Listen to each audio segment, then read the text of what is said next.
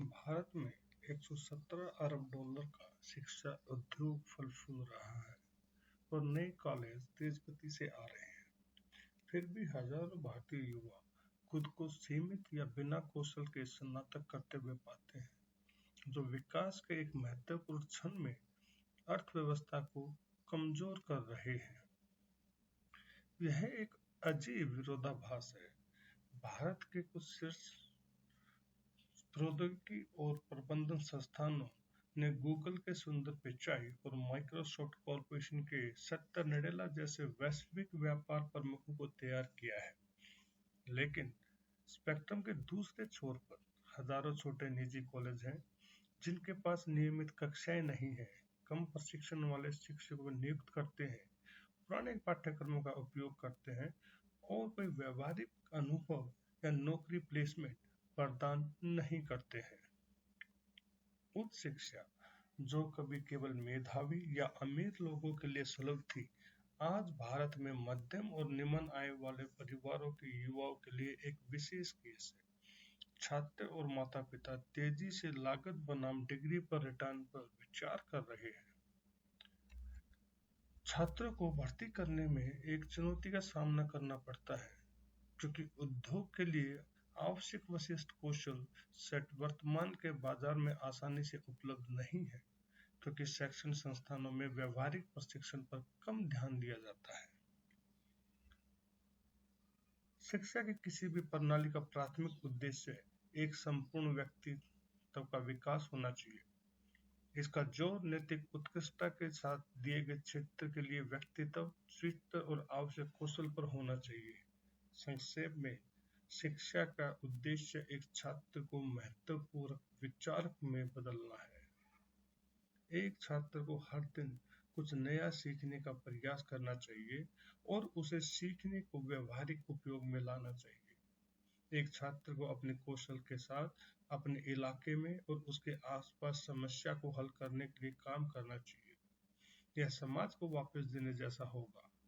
सरल जीवन उच्च विचार विद्यार्थी जीवन की पहचान होनी चाहिए। एक छात्र को अपने रोजमर्रा के कार्यों में खुशी प्राप्त करने के उद्देश्य से चिंता से मुक्त एक बहुत ही सरल जीवन जीना चाहिए। एक छात्र को जीवन के लिए किसी भी मनोरंजक शौक को विकसित करना चाहिए और कहने की जरूरत नहीं है, एक स्वस्थ शरीर के अंदर ही स्वस्थ मन होता है। इसलिए हर एक छात्र को नियमित रूप से अपनी पसंद के किसी भी एक बाहरी शारीरिक गतिविधि या व्यायाम या खेल में शामिल होना चाहिए।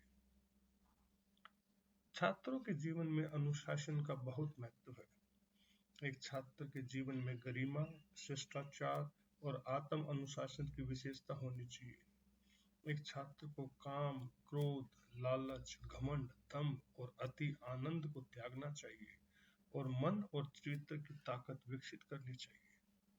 शैक्षणिक संस्थानों को ऐसे नियमों को लागू करना चाहिए जो धर्मपरायणता को बढ़ावा देते हैं, शिष्टाचार सिखाते हैं, आत्म नियंत्रण को बढ़ावा देते हैं, इच्छा को अनुशासित करते हैं और अच्छी आदतों के गठन में सुविधा प्रदान करते हैं। अब क्वेश्चन आता है, शिक्षण कैसे किया जाना चाहिए? यह शिक्षक केंद्रित से छात्र केंद्रित शिक्षण विधियों की ओर बढ़ने के समय है।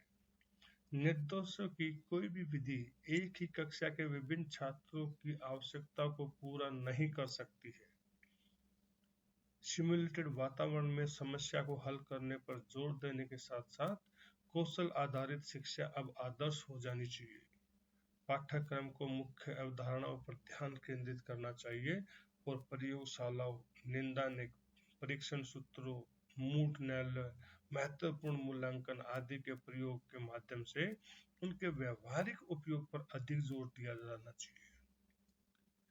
व्यावहारिक प्रशिक्षण छात्रों को अपने कौशल और ज्ञान को विकसित करने में मदद कर सकता है, जो नौकरी के बाजार में उपयोगी हो सकता है।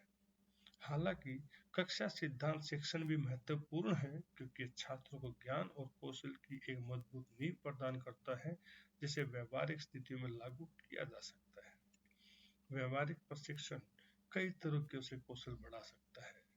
व्यावहारिक प्रशिक्षण लंबे समय तक जानकारी बनाए रखने में मदद करता है और व्यवहारिक प्रशिक्षण इस चीज को भी निश्चित करता है कि एक विद्यार्थी जो कुछ एक बार सीख ले उसे पूरी उम्र प्रयोग करता रहे और अपनी आजीविका को आगे बढ़ाए। धन्यवाद।